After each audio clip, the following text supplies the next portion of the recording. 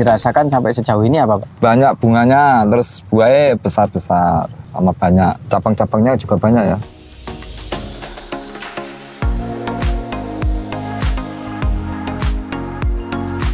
Assalamualaikum warahmatullahi wabarakatuh, sahabat petani semua. Video kali ini kita akan belajar tentang kiat sukses budidaya tanaman tomat, di mana di lahan ini banyak terserang oleh hama tikus. Kemudian tunas airnya ini sengaja dipelihara semua, tetapi meskipun demikian hasilnya tetap bisa dioptimalkan. Ingin tahu kiat suksesnya seperti apa? Video lengkapnya setelah yang satu ini.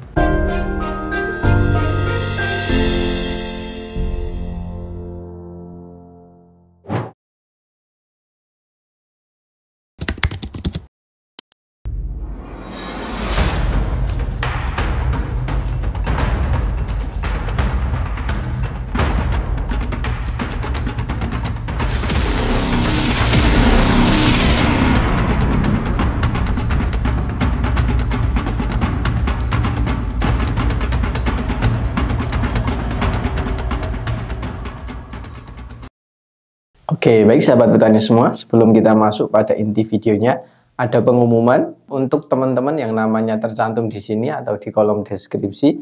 Itu adalah pemenang giveaway video yang kemarin, dan silahkan untuk teman-teman yang kami tetapkan sebagai pemenang, silahkan menghubungi kontak admin yang telah kami sediakan. Dan untuk teman-teman yang belum beruntung, silahkan coba lagi. Caranya sangat mudah, teman-teman tinggal meninggalkan komentar di kolom komentar sini seputar pengalamannya mengikuti Mitra Bertani, bisa berupa pengalaman, kritik, atau saran demi kemajuan Mitra Bertani di masa mendatang.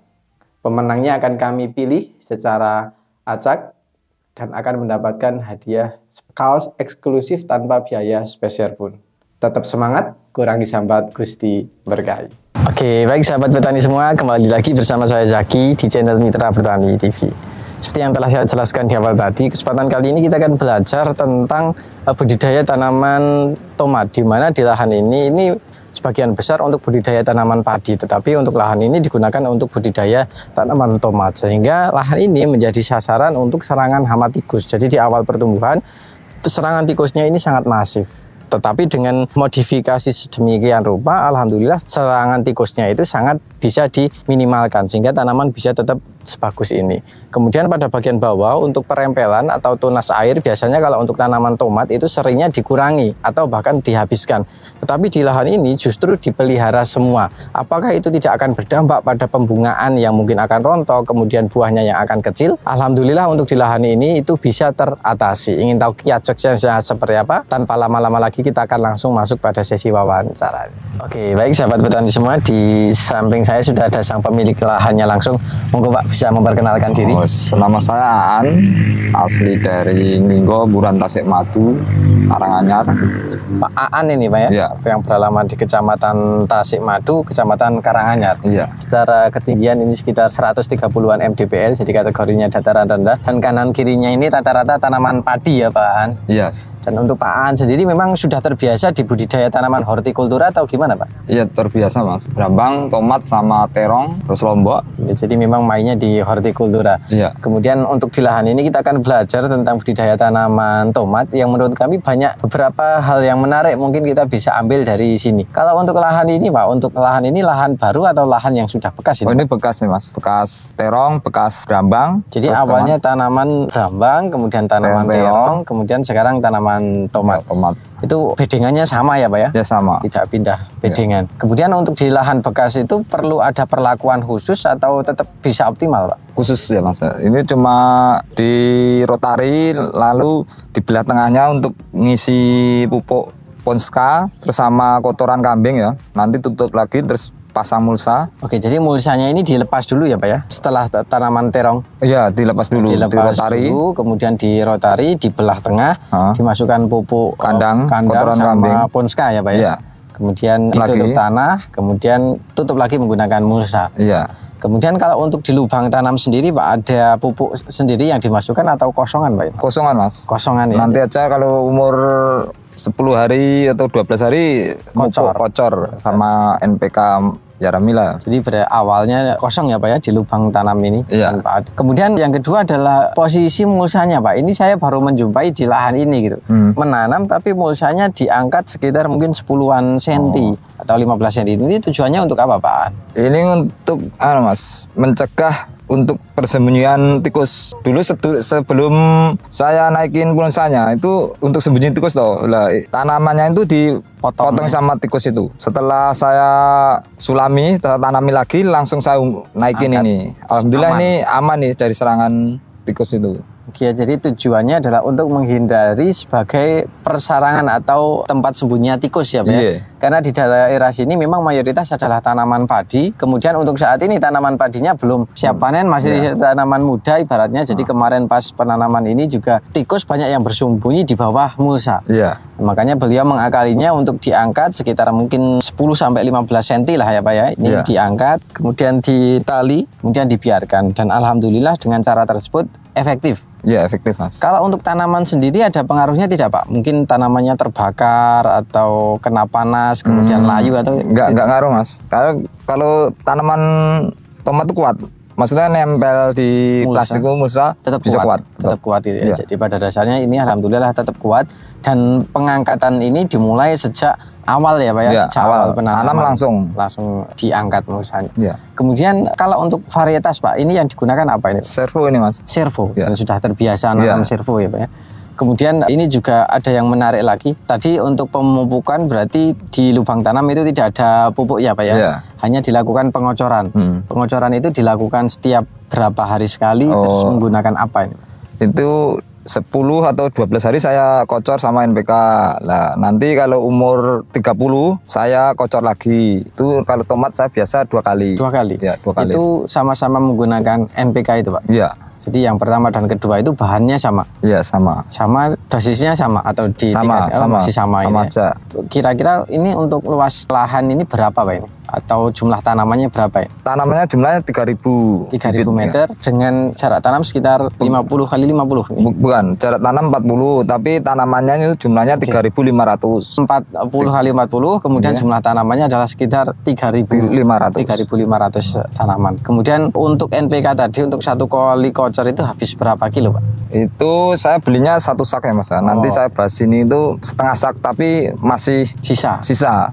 Berarti nggak ada 20 kilo ya ibaratnya? Iya, nggak ada total keseluruhan nggak ada ya? Nggak secukupnya. Jadi nggak bisa dipastiin habis berapa kilo, tapi secukupnya nanti habisnya berapa gitu. Oke. Kemudian kalau untuk tunas air Pak, ini sepertinya kok tidak dilakukan pengurangan, apakah benar Pak? Ya ada yang suka dikurangi, kalau saya nggak suka dikurangi ya, nanti itu juga ada buai.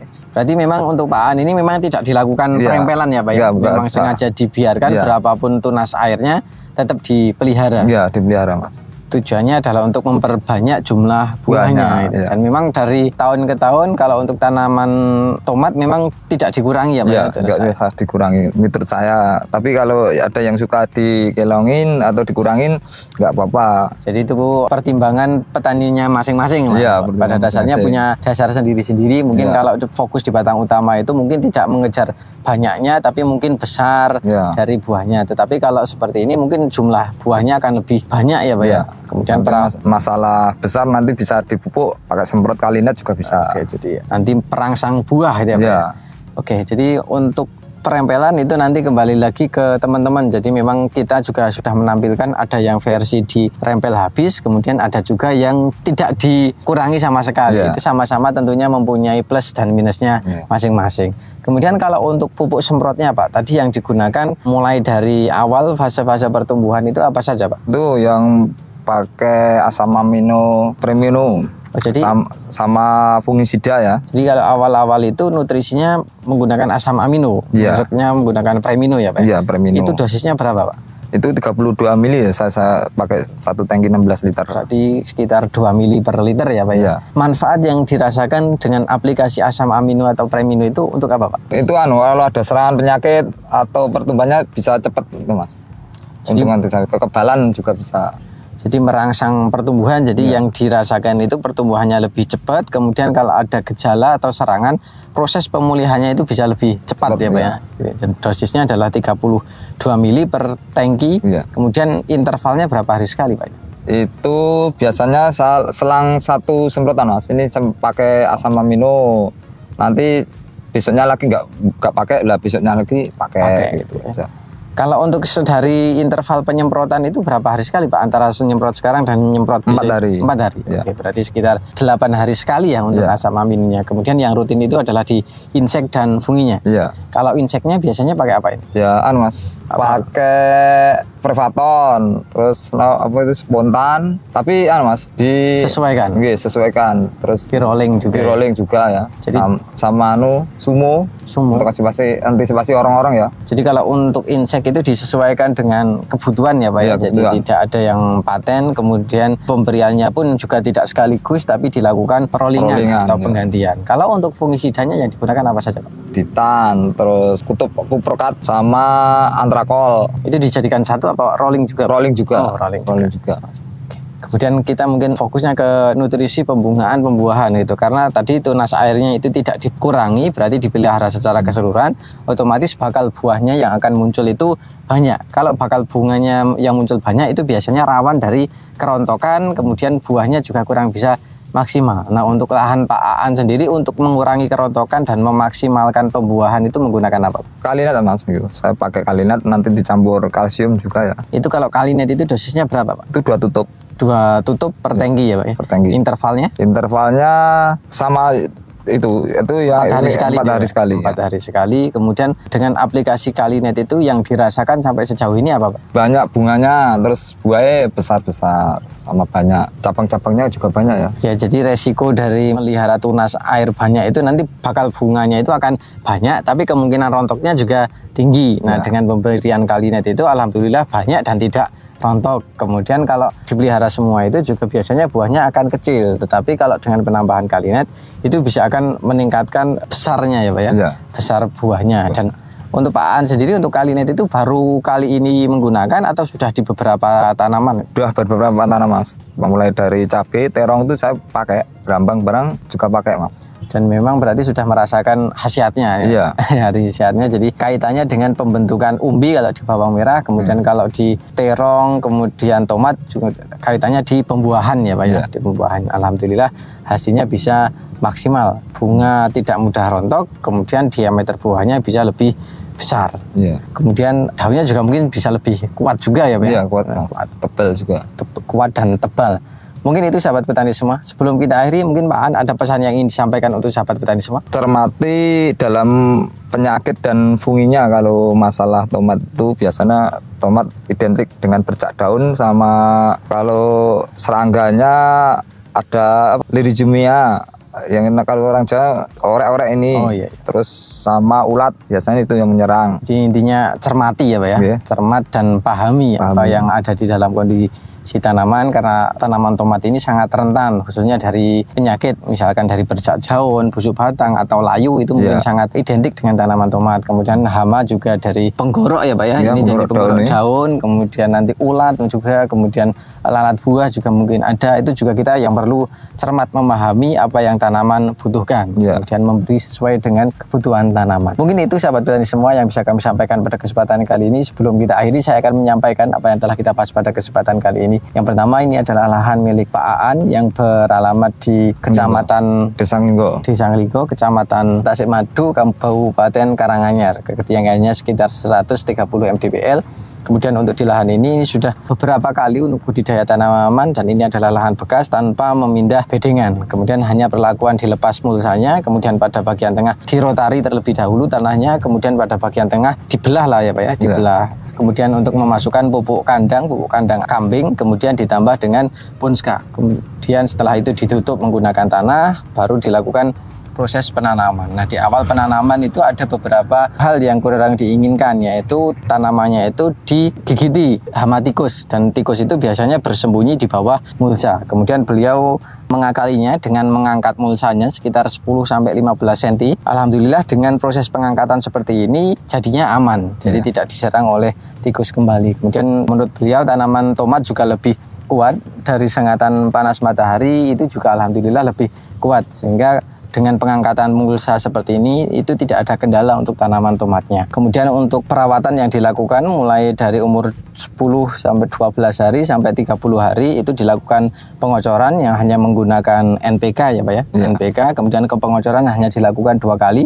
Kemudian untuk penyemprotan ini dilakukan 4 hari sekali dengan bahan-bahan disesuaikan dengan kebutuhan tanaman. Untuk nutrisinya awal tanam ini menggunakan premino atau asam amino diberikan setiap 8 hari sekali. Tujuannya adalah untuk menghilangkan atau mengurangi rasa stres dari tanaman, kemudian mempercepat proses pertumbuhan, kemudian mempercepat proses pemulihan ketika ada serangan hama dan penyakit. Kemudian untuk pembuahannya ini beliau menggunakan Kalinet karena sistem perlakuan yang beliau lakukan adalah memelihara semua tunas yang muncul gitu. Maka resikonya adalah bunganya itu mudah rontok, kemudian buahnya kurang bisa optimal. Nah, untuk mengoptimalkan bunga dan buahnya, beliau mengaplikasikan Kalinet itu dosisnya sekitar 2 ml per liter dengan interval 4 hari sekali. Bukan hanya di tanaman ini, tetapi di beberapa tanaman sebelumnya, mungkin dari bawang merah, kemudian terong, kemudian tomat dan cabai ya Pak ya. Itu untuk fase generatif selalu menggunakan Kalinet. Mungkin itu kemudian pesan dari beliau, cermati dan amati apa yang dibutuhkan oleh tanaman. Karena kalau kita tidak jeli biasanya akan kebobolan, lebih rentan terserang penyakit. Mungkin itu yang bisa kami sampaikan. Semoga video ini bermanfaat, dan apabila video ini bermanfaat jangan lupa klik like, comment, share, dan jangan lupa subscribe untuk tidak ketinggalan info terbaru dari kami. Terima kasih Pak An. Ya, sama-sama. Terima kasih sahabat petani semua. Salam mitra bertani Indonesia. Wassalamualaikum warahmatullahi wabarakatuh. Dan sampai jumpa di video kami selanjutnya.